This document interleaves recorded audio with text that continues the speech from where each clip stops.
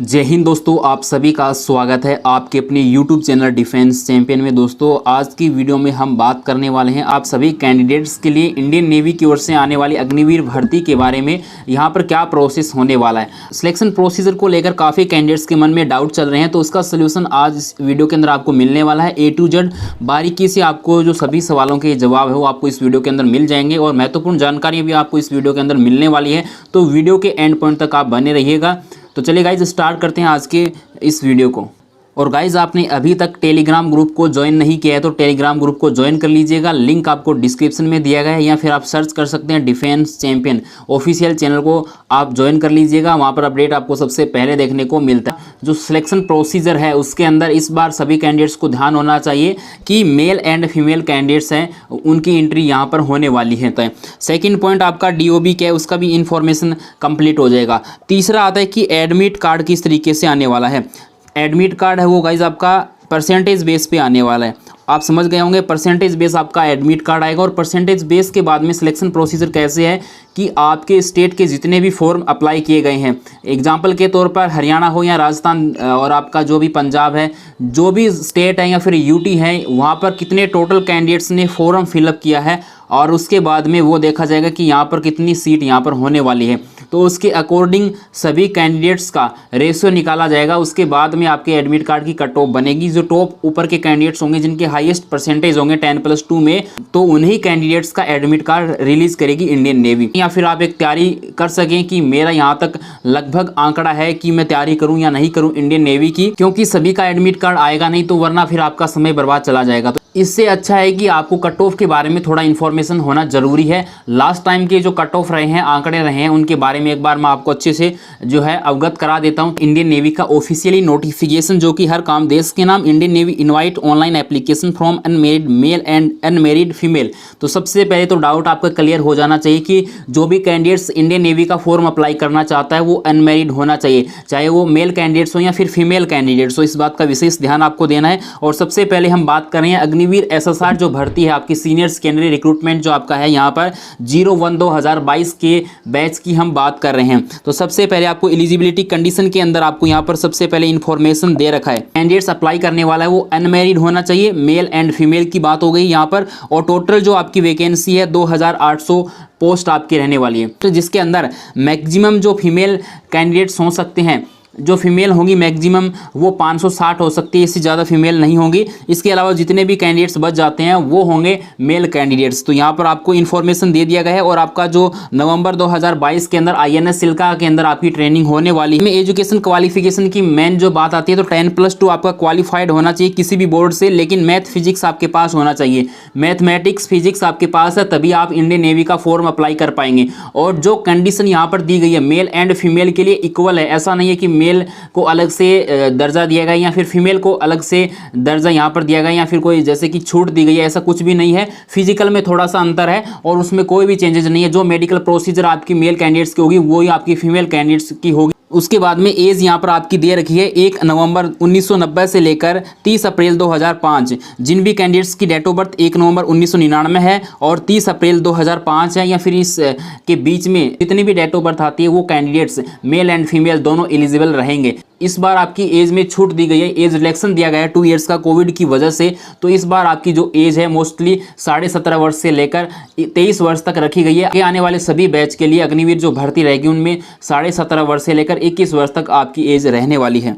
Main जो guys अपनी बात है वो यहाँ पर है सिलेक्शन प्रोसीजर। सिलेक्शन प्रोसीजर के अंदर आपको दे रखा है शॉर्ट लिस्टिंग, जो कैंडिडेट्स शॉर्ट लिस्ट किए जाएंगे यहाँ पर इन्फॉर्मेशन के अंदर लिखा हुआ है would be based on aggregate percentage. Aggregate जो परसेंटेज है आपके 10+2 के अंदर हर एक स्टेट के अकॉर्डिंग वैकेंसी होती है। जो नए कैंडिडेट्स हैं उनको में भी ये इन्फॉर्मेशन हो या नहीं हो, पुराने कैंडिडेट्स को मैं हर बार ये एक्सप्लेन करता हूँ अच्छे से कि हर एक स्टेट की वैकेंसी होती है। जैसे राजस्थान की 200 सीट है इसमें से, या फिर 150 है, 100 है, जितनी भी एग्जाम्पल के तौर पे आपको बताया जा रहा है। और इसके बाद में बात करें जैसे हरियाणा की, पंजाब की या उत्तराखंड की, उत्तर प्रदेश की, दिल्ली की, तो इस तरीके से भारत की जितने भी राज्य हैं और UT हैं उनका जो क्या है कि अलग अलग पोस्ट होता है। कि इसके अंदर टोटल कितने कैंडिडेट्स हमको यहाँ से लेने हैं, जितनी आपकी टोटल स्टेट की वैकेंसी रहेगी, वहां से हर एक स्टेट से जितनी पोस्ट है, एग्जाम्पल के तौर पे मान लो कि राजस्थान की 100 पोस्ट है इसके अंदर, तो वहां से ओनली 4 गुना स्टूडेंट्स को बुलाया जाएगा। एक स्टेट या यूटी से 4 गुना स्टूडेंट्स यानी एडमिट कार्ड आने वाले हैं।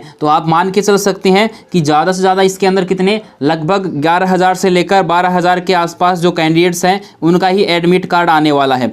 इस बात का स्पष्टीकरण आपको हो जाना चाहिए। 11,000 से लेकर 12,000 की संख्या के बीच में ही एडमिट कार्ड आने वाला है, इससे ज़्यादा जो कैंडिडेट्स का एडमिट कार्ड नहीं आएगा। तो मे भी आप अच्छे से समझ गए होंगे, इससे ज़्यादा एडमिट कार्ड नहीं आएगा, क्योंकि इन्होंने बोला है जितनी टोटल नंबर ऑफ वैकेंसी है उसके अकॉर्डिंग हम एडमिट कार्ड रिलीज़ करेंगे स्टेट वाइज, जो भी इनका प्रोसेस रहने वाला है।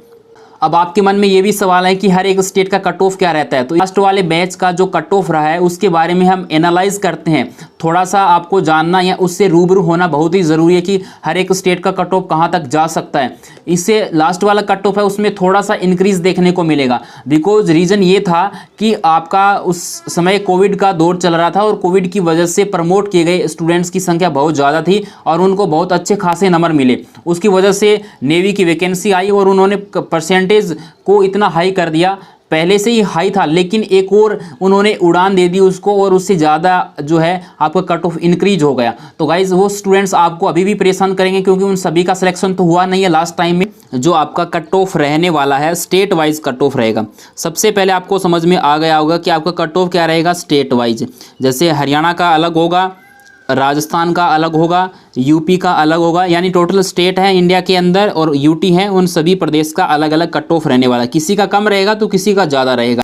वो डिपेंड करता है कि एजुकेशन लेवल कितना क्या है स्टेट का और कितना परसेंटेज वहाँ स्टूडेंट्स इंटरेस्ट रखते हैं डिफेंस में जाने के लिए, उस पर भी डिपेंड करता है। लेकिन उसके लिए ज़रूरी होता है डोमिसाइल सर्टिफिकेट।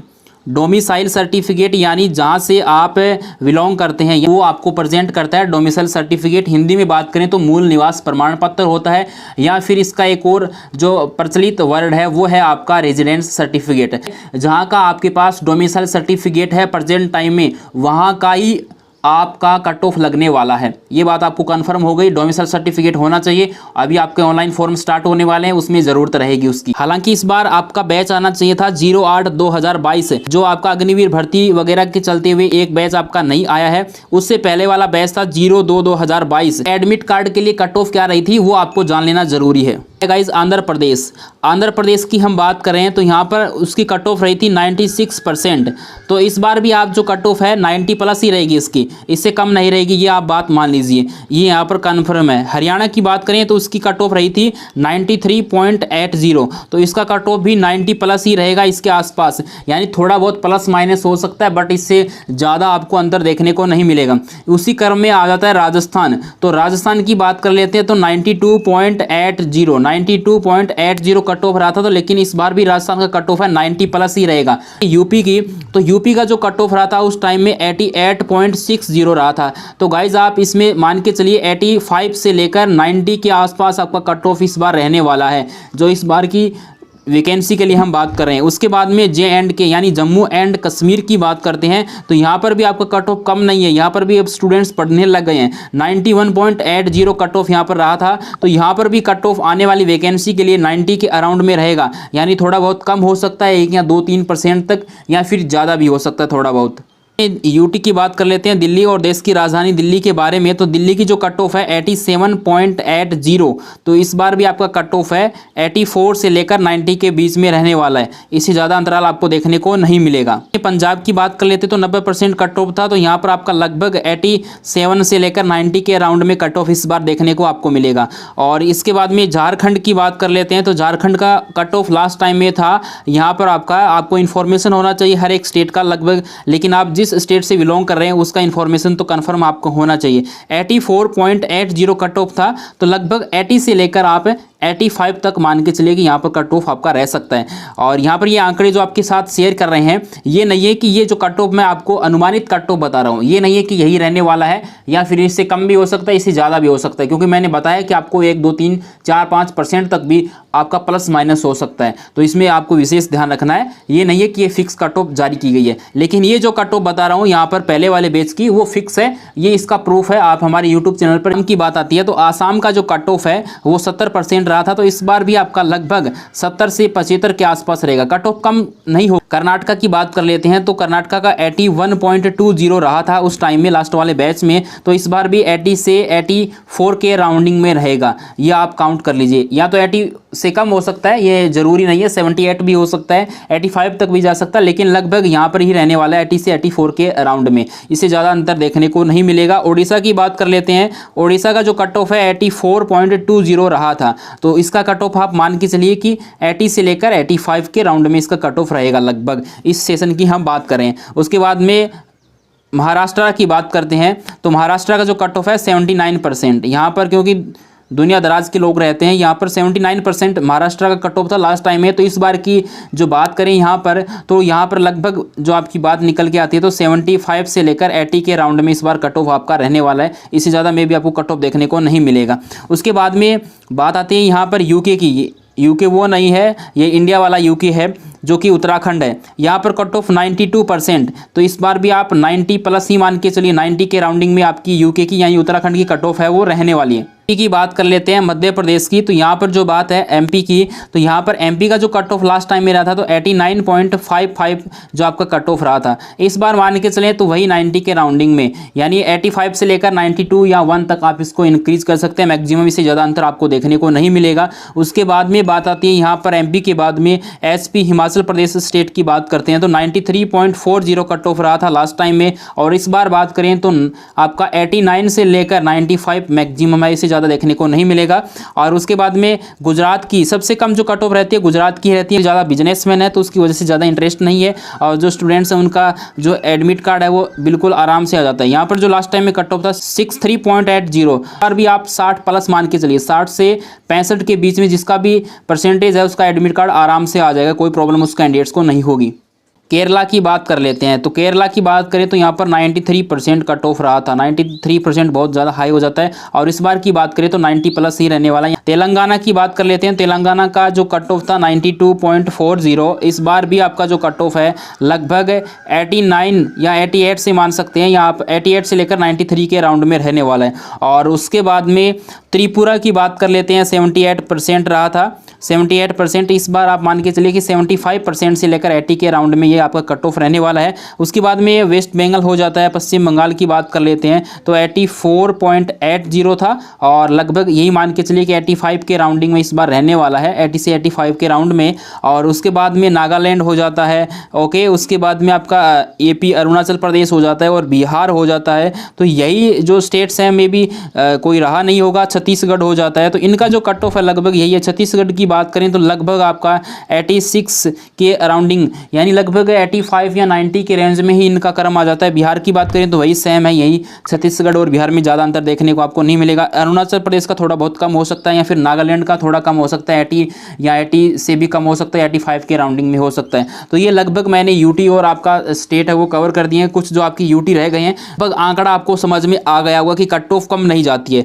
ज़्यादातर जो स्टेट है वो 90 के क्रॉस करते हैं। परसेंटेज आपका हाई रहने वाला है, लेकिन आपके जिसके अकॉर्डिंग मैंने आपको पिछले आंकड़े दिखाए हैं, और आपको फॉर्म अप्लाई करना जरूरी है। जो भी कैंडिडेट्स एलिजिबल हैं वो फॉर्म अप्लाई करेंगे, मेल हो एंड फीमेल हो, उनको फॉर्म अप्लाई करना ही करना है। और इसके साथ साथ मैं बताना चाहूँगा गाइज, यहाँ पर सिलेक्शन प्रोसीजर में यही है कि आपका एग्जामिनेशन ऑफलाइन होता है। जब ऑफलाइन एग्जामिनेशन होता है तो इंडियन नेवी हमेशा से यही प्रोसेस करती रही है कि आपका जो प्रोसेस है यहाँ पर कि एडमिट कार्ड है वो परसेंटेज बेस पे रिलीज़ करती है। तो काफ़ी स्टूडेंट्स के एडमिट कार्ड नहीं आ पाते हैं और उनको निराशा हाथ लग जाता है। तो आपके लिए क्रिएट किया है, काफ़ी स्टूडेंट्स के डिमांड थी और काफ़ी स्टूडेंट्स का डाउट था कि लगभग कितना कट ऑफ रहता है। कोई भी आपको डाउट है तो आप कमेंट सेक्शन में कमेंट करके पूछ सकते हैं। आपने अभी तक टेलीग्राम ग्रुप को ज्वाइन नहीं किया तो टेलीग्राम ग्रुप को ज्वाइन कर लेना, लिंक आपको डिस्क्रिप्शन में दिया गया, या फिर आप सर्च कर सकते हैं डिफेंस चैंपियन। और आपने यूट्यूब चैनल को भी सब्सक्राइब नहीं कर रखा है तो सब्सक्राइब कर लीजिएगा, आइकन को भी प्रेस कर लीजिएगा ताकि आपको नोटिफिकेशन सही समय पर मिलता रहे अपडेट के साथ। तो मिलेंगे एक और नई अपडेट के साथ, तब तक के लिए जय हिंद, वंदे मातरम।